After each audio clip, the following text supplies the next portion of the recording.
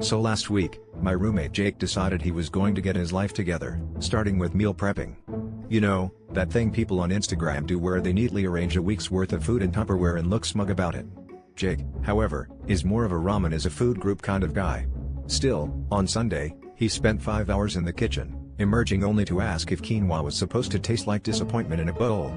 By the end, our counter looked like a miniature assembly line, and Jake looked like he'd just completed a Tough Mother made of chickpeas. The trouble began on Monday, when I opened the fridge in search of milk and was greeted instead by a precarious wall of Tupperware teetering on the edge of collapse. By Tuesday, retrieving a single yogurt required the dexterity of an archaeologist extracting a relic, and every time someone closed the fridge, there was a faint sound of shifting plastic, like the world's least satisfying game of dominoes. Jake, meanwhile, was already starting to crack. "I feel like I'm eating leftovers of leftovers," he muttered, staring into a container of what I can only describe as curry adjacent. On Wednesday, things escalated.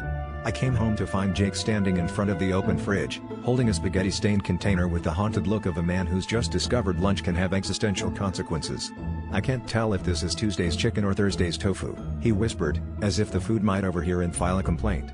I tried to help, but when I reached for a salad, the entire Tupperware tower wobbled, and we both froze. It was a high-stakes game of edible Jenga, and the only prize was not having to mop the floor. By Thursday, the fridge had become a Cold War zone. The only thing left standing was my willpower to not order takeout, which, let's be honest, was more fragile than the lasagna stack on the bottom shelf. When Jake finally caved and asked if I wanted to split a pizza, I didn't even hesitate. I just looked at the fridge and said, at this point, the only thing getting prepped is my patience.